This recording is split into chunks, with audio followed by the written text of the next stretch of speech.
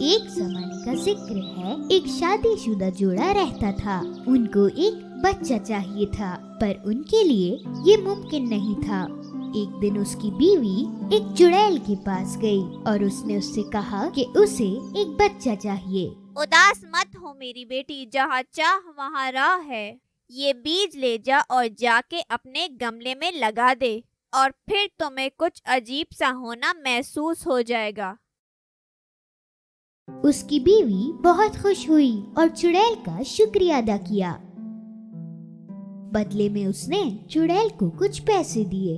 वो घर आई और उसने बीज को गमले में लगाया। एक उम्मीद के साथ वो उस गमले के पास बैठी रहती थी। कुछ दिनों बाद ही एक बड़ा सा फूल उस पौधे में खिलने लगा।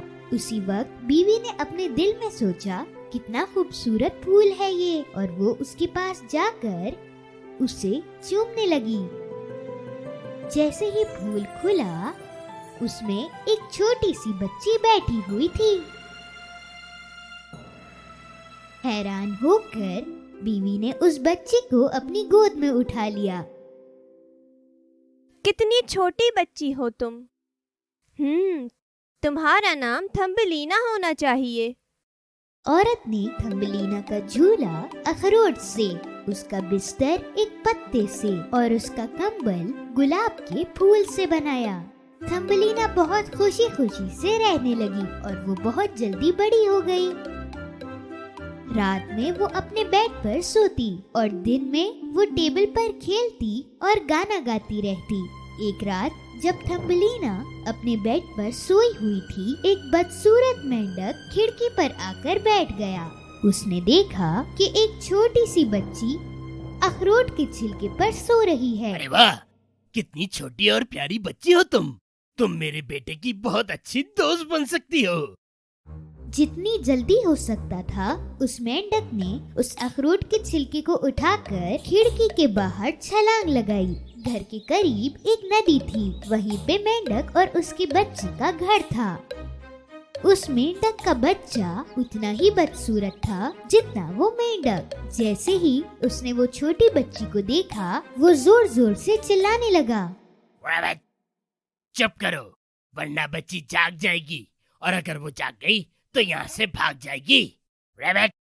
बाप और बेटे ने मिलकर बच्ची के लिए एक जगह बनाई जहाँ वो रह सकती थी। उन दोनों के दिमाग में एक तरकीब आई, क्यों ना हम इस बच्ची को झील के पास लिली के एक फूल के अंदर रखें, जहाँ चारों तरफ पानी है, उसका भागना नामुमकिन हो जाएगा। ऐसी जगह है वो। मेंढक ने उस बच्ची को एक लिली के पत्ते पर रखा। सुबह के वक्त सूरज की रोशनी के साथ थम्बलीना जाग गई। जब उसने देखा कि वो घर पर नहीं है और उसके चारों तरफ पानी ही पानी है, तो वो डर कर रोने लगी। मैं कहाँ हूँ? दोनों मेंढक थम्बलीना के पास आए। ये तुम्हारा नया दोस्त है। मैं तुम्हारे लिए एक नया घर बना रहा हूँ, और वो दलदल के काफी गहराई में होगा। दोनों मेंढक थम्बलीना का झूला लेकर तैरते हुए वहाँ से चले गए, उसे वहीं पत्ते पर छोड़कर। उसी वक्त वहाँ कुछ लाल मछलियाँ तैरते हुए पहुँची और उन्होंने उस बदसूरत मेंढक की बातें सुनी। उन मछलियों को ये बिल्कुल भी अच्छा नहीं लगा कि एक बदसूरत मेंढक एक इतनी खूबसूरत लड़की को तकलीफ दे रहा है। फिक्र मत करो, हम तुम्हें बचाएंगे। सारी मछलियों ने उस पत्ते की डंडियों को चबाना शुरू किया जिसमें वो नन्ही बच्ची थी। सिर्फ एक पत्ते के सहारे थम्बलीना वहाँ से पानी पर तैरती हुई निकलने में कामयाब हो गई। वो हरा पत्ता अपने आप आगे चला जा रहा था। ये नजारा चिड़िया देख रही थी। कितनी खूबसूरत और छोटी है वो। और जैसे ही वो अपने रास्ते से गुजर रही थी, उसके सामने एक बड़ा सा बग आया। उस बग ने थम्बलीना को जल्दी से उठाया और पेड़ पर जाकर बैठ गया। अपने आप को पेड़ पर देखकर थम्बलीना काफी घबरा गई। तुम क्या चीज हो और मुझे यहाँ पे क्यों लाए हो? मैं भी एक बग हूँ, लेकिन मैंने तुम्हारी जैसी बग को कभी नहीं देखा। मैं इसीलिए तुम्हें यहाँ लाया हूँ ताकि मेरे दोस्त भी तुम्हें देख सकें। कुछ देर बाद सारे बग के दोस्त जो उस पेड़ पर बैठे थे थम्बलीना को देखने पहुँचे। सारे बग्स उस बच्ची की खूबसूरती से बहुत हैरान हो गए। तुम एक मजेदार चीज हो। तुम्हारे तो पर भी नहीं है। कितनी बदसूरत है, इसकी तरफ तो कोई देख भी नहीं सकता। तुम आजाद हो, जहाँ जाना चाहती हो चली जाओ, हमें तुम्हारी कोई जरूरत नहीं है। थम्बलीना ने पूरी गर्मी का मौसम अकेले ही गुजारा। उसने खुद ही अपनी भूख और प्यास खत्म करने के लिए उन फूलों का पानी पीकर दिन गुजारे।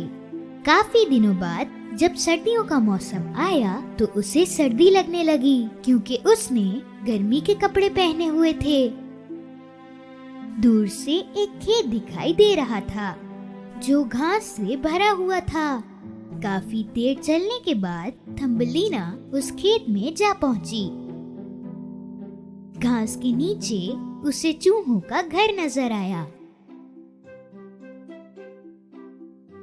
खाना मिलने की उम्मीद से थम्बलीना ने दरवाजा खटखटाया और कुछ खाना मांगा।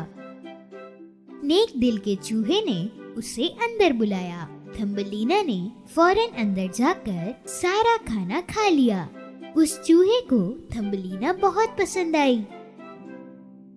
अगर तुम मुझे हर दिन एक कहानी सुनाओगी तो तुम जब तक चाहो मेरे साथ यहाँ रह सकती हो। थम्बलीना ने चूहे की बात मान ली। आज मेरा पड़ोसी आने वाला है, उसकी हालत मुझसे अच्छी है।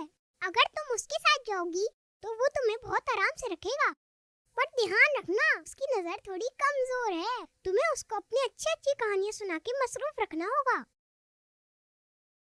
कुछ देर बाद अपनी कमर पर मखमली पड़ लिए एक छुचुंदर वहाँ आया। थम्बलीना को वो छुचुंदर कुछ खास पसंद नहीं आया, पर उसे उस छुचुंदर को नाराज नहीं करना था, इसलिए वो गाना गाने के लिए राजी हुई। Fly, fly, ladybug, wedding will be tomorrow. Mommy will buy you new shoes and clothes tomorrow. नजर कमजोर होने के बावजूद छुचुंदर को ये एहसास हुआ कि उसे थम्बलीना बहुत अच्छी लगने लगी है। मैं यहाँ पूरे रास्ते गड्ढा खोदते हुए आया हूँ। अगर तुम चाहो तो तुम भी इसी रास्ते से जा सकती हो और मैं तुम्हें अपना घर दिखा दूंगा। और उसने उसे घर ले जाने का फैसला किया। चूहा भी उसके साथ जाने को तैयार हुआ। ये देखकर थम्बलीना भी तैयार हो गई। वो लोग वहाँ से जाने लगे। जाते जाते उन्हें एक चिड़िया जमीन पर पड़ी हुई दिखाई दी। उसका सर उसके पंखों से ढका हुआ था, उसके पर टूटे हुए थे। ये चिड़िया यहाँ नहीं थी जब मैं यहाँ आया। ये जरूर इस होल से गिरी है। थम्बलीना ने जंगल में चिड़ियों को खुद के बारे में बात करते हुए सुना था। उनमें से एक चिड़िया को इस हालत में देखकर उसे बड़ा दुख हुआ।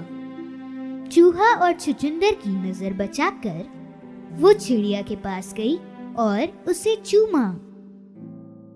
ये उन चिड़ियों में से एक होगी जो गर्मियों के वक्त आवाजें करती थी। अगर ऐसा है तो मैं इस चिड़िया की कर्जदार हूँ। चलो थम्बलीना, हम तुम्हारा इंतजार कर रहे हैं। वो उस रात सो नहीं पा रही थी। उसने घास की एक चादर बनाई, कॉरिडोर में जाकर उस चिड़िया पर उड़ा दी।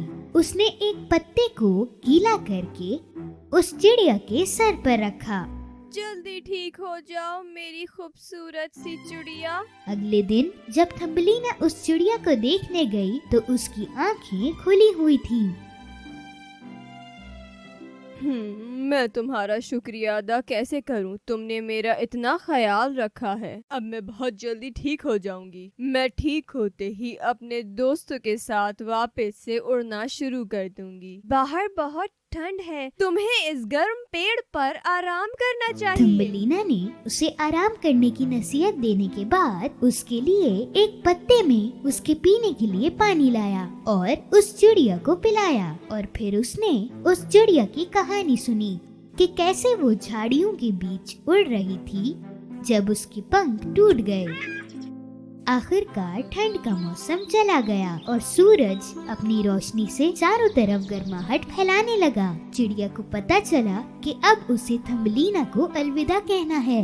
क्या तुम जंगलों में मेरे साथ आना चाहोगी? मैं तुम्हारे साथ आना चाहती हूँ, पर मेरे दोस्त चूहे को बुरा लगेगा। अगर ऐसा है तो फिर गुड बाय थम्बलीना, हम फिर किसी और दिन मिलेंगे।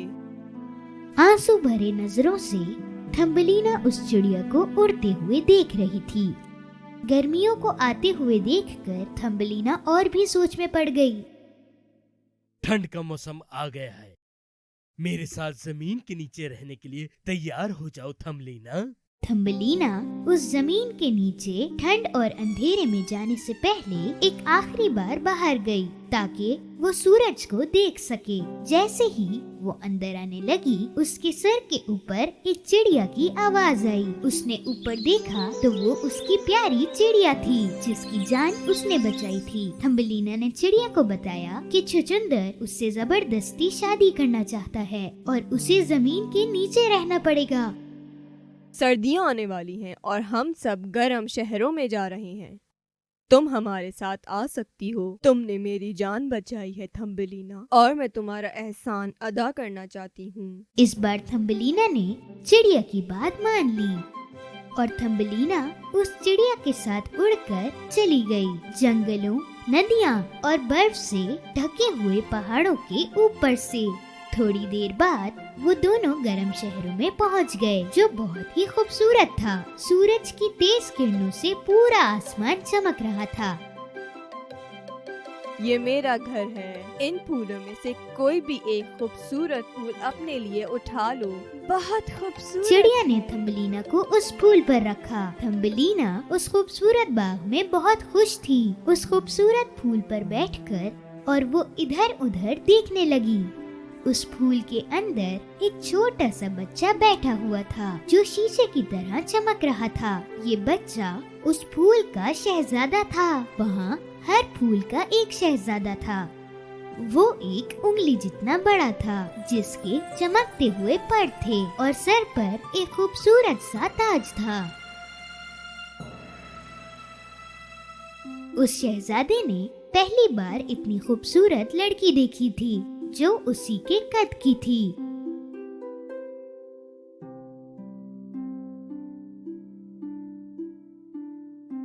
तुम्हारा नाम क्या है प्यारी लड़की? मेरा नाम थम्बलीना है। उस शहजादे ने अपना खूबसूरत ताज निकालकर थम्बलीना के सर पर रख दिया। अगर तुमने मुझसे शादी की तो तुम इन सारे फूलों की शहजादी बन जाओगी। इतनी तकलीफों में रहने के बाद इतनी खूबसूरत जगह पर होने की वजह से थम्बलीना ने खुशी खुशी उस शहजादे की बात मान ली। उस शहजादे ने थम्बलीना का हाथ पकड़ा और उसी वक्त थम्बलीना के कंधों के पीछे दो पर आ गए। थम्बलीना अब एक परी बन चुकी थी। वो दोनों खुशी से अपनी जिंदगी गुजारने लगे।